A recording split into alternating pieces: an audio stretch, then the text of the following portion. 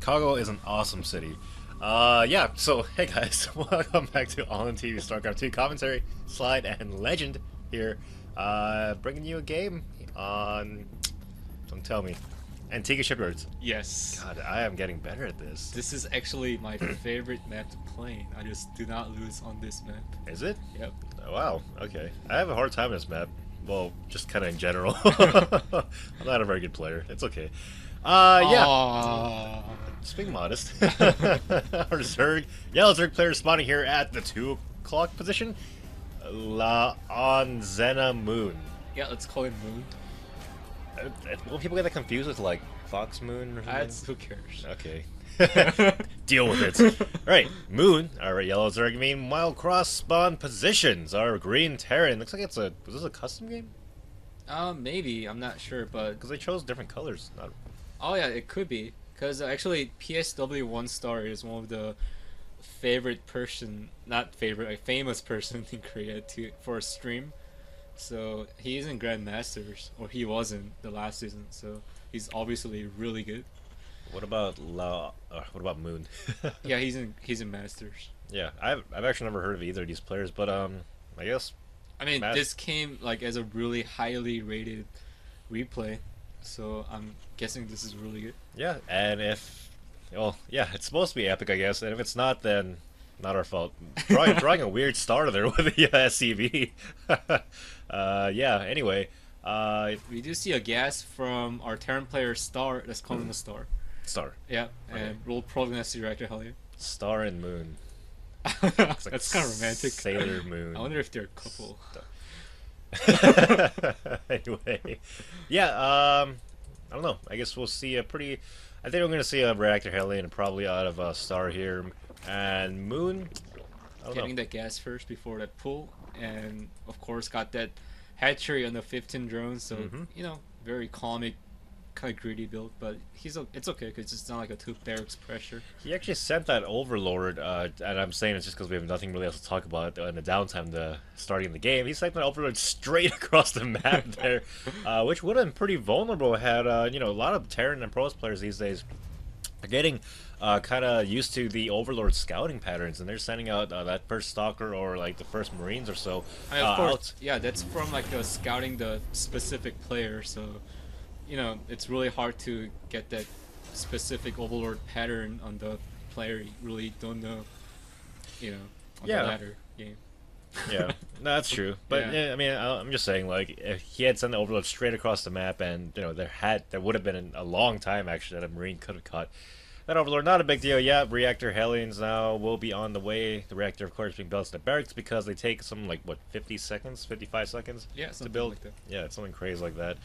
And yeah, we'll time that out with the factory. Very nicely done, and expect to see a command center once that's done. Yes. And what is there to talk about? There's a command center, yeah. I don't know. What should we talk about? Everything's like super standard right now. I have yet to see some epicness out of this game, and I'm gonna be very disappointed in that website or wherever you got this replay. If this isn't, stop drawing stars of that. He's really into making stars. I just want to see him like start drawing like super intricate, like like he suddenly just makes like the Mona Lisa or something. Yeah, that'd be crazy. No shit, that'd be crazy. Actually, have you seen the recent video of Husky? He's doing like some kind of vlog. Oh. And he spent like 20 minutes talking about how nothing happened between him and HD. So I found it pretty peculiar to just listen to him for straight 20 minutes, just to explain to him that there was no drama between him and HD. So you would think it'd only take him like 3 minutes, but I guess like, Husky do like to talk. I guess. Whoa, does not want to do that. Spine crawlers are pretty good against Hellions unless you have like 20 Hellions. Yeah, it's gonna just park him right there, maybe a little closer. I'd like it to kind of pick up any creep tumors that do start spawning. Oh, Roachhorn, that's epic. But however, actually, Star is going to have his first 1 or 2 tanks out by the time those roaches hit, if they do hit, in fact hit. Yeah, this is a super fast tank. Oh, is he going to rush straight up to siege mode? I mean, he won't even need siege mode against the roaches, actually. Like, he'll be fine with the Marine support. Bailing Nest as well. Yeah, I mean, he's skipping all the bio upgrade, like Steam and Combat Shield, to get the very fast tank. So this is very interesting. And it looks like he's kind of hiding the tank. Yeah, I mean, he hit his factory a little bit too. I mean, that's obviously not a place that's easily scoutable between the natural and the main base. He actually made another start with the SCV.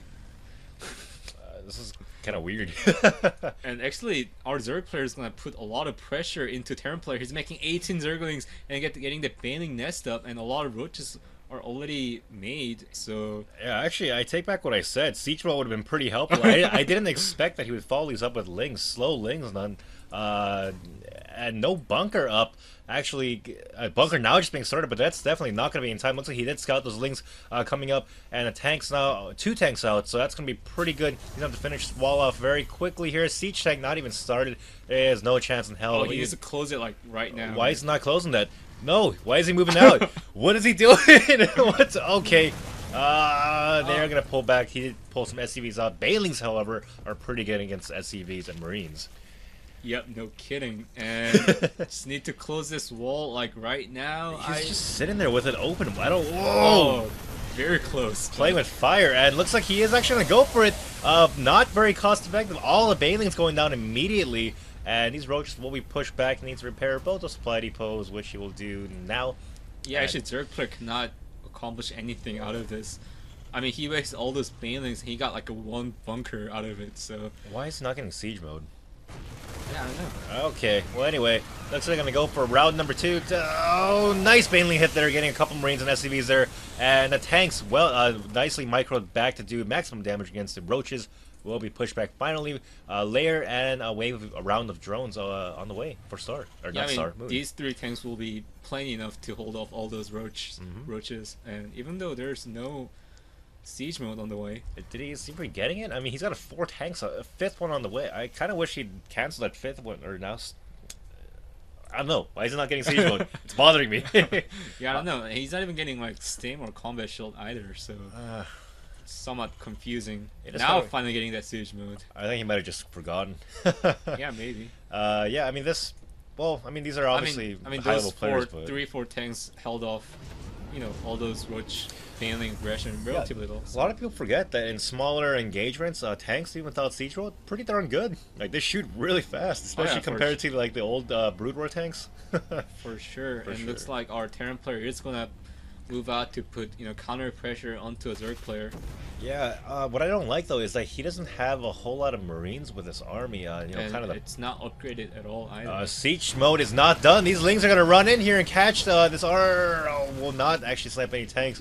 Unfortunately, if he had those roaches with him, he could have probably sniped most of those tanks there. Yep, but roaches are so slow, so it's alright. Yeah, Carapace upgrades on the way, as well as Baneling speed, looks like, and... Layer's done, so maybe we'll see Mutas. I like the Mutas because it's a cross position. Yeah. So it's really hard for Terran to move out when you have a decent number of Mutas, and you can stop any kind of drops and stuff, so... Yes, 3rd base on the way now, as well as an engineering bay. It does scan and see the layer tech. Wow, our Zerg player is not putting down the 3rd, so maybe he was gonna go on like another all-in, like tons of Banelings and Zerglings. Maybe it'll be some kind of like a Nesty style he did against the MVP, like 2 base all-in. Yeah. Yeah, he's even getting the speed upgrade for the Roach. So, and not still putting down the 3rd base and just making tons of Banelings right now. He does have Baneling speed, and the Marines do not have stim, I believe, so... Yeah, it's combat shield just finishing. Yeah, this could get pretty ugly. Actually, that is a lot of tanks. Yeah, this is a lot of tanks. I don't think Terran players might have any problem holding this. Yeah, with proper target fire, not even proper target fire, he should be fine holding this. Those Banelings are going to basically eat shit up on the ramp. Excuse my language, I don't know. Yeah. And... kind of walking right between these 2 Zerglings is that I think they were on hold position probably, those lings, and this Marine's not gonna come up here, and there you go, finally fighting. His buddies come up. Marine. Yeah, Zerg players need to, especially lower levels, need to always remember to do this. Keep a couple lings out of the map to snipe out or take out scouting Marines and deny as much information to your Terran opponent as you can. Yeah, he's just making only like units right now and not even droning up, and still not getting the 3rd base. So I don't really know what he's waiting for. You know, this is I don't really like what our Zerg player Moon here is doing. Usually you want to make all your attacking units all at once and then go and push.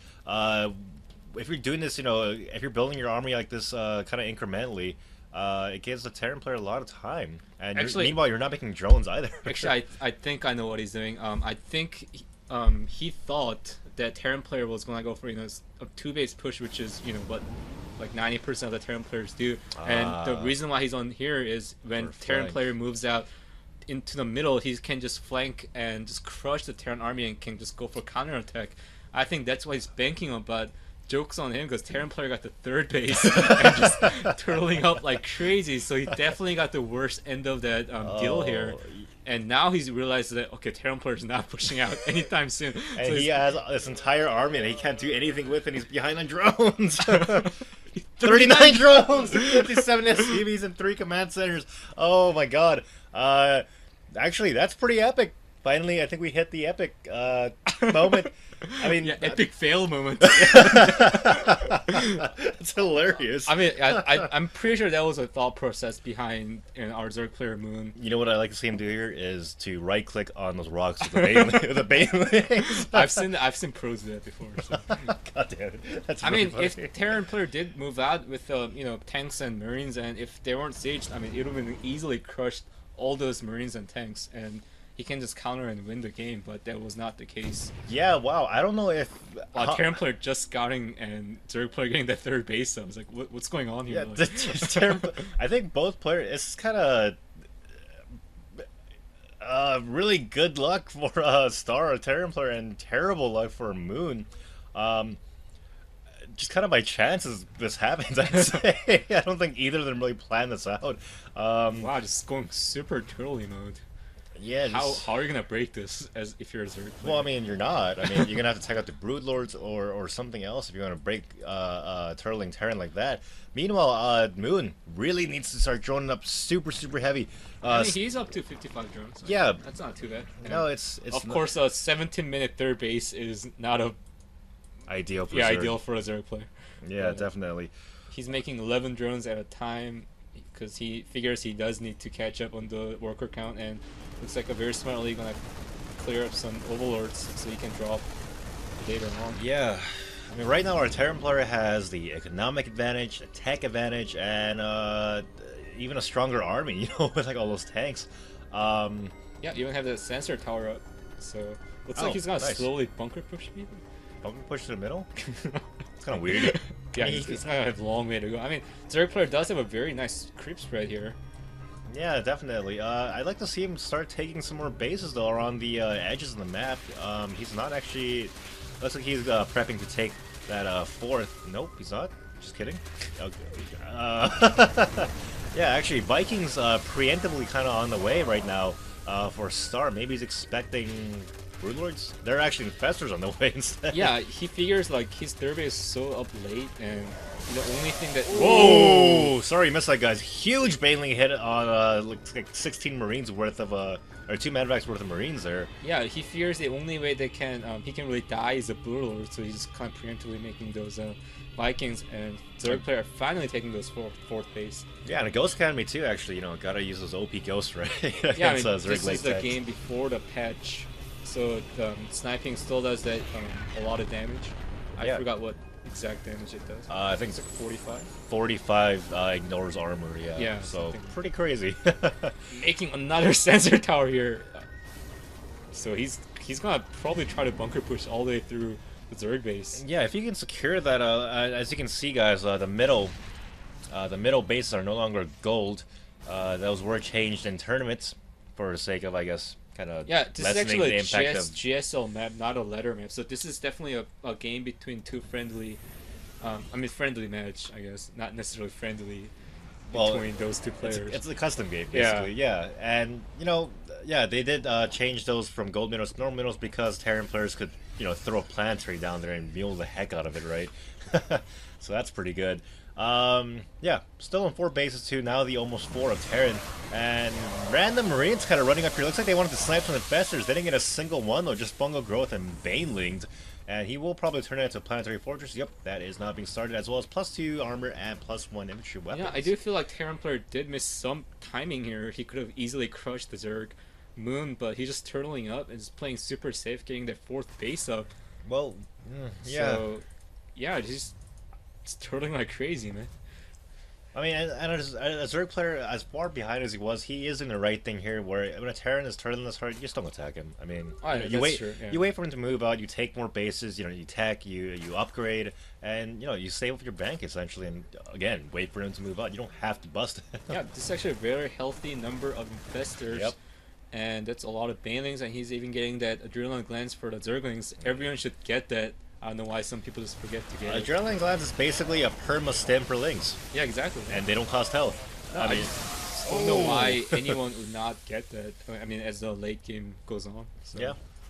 And yeah, Chitinous plating as well as the first handful of Ultralisks on the way.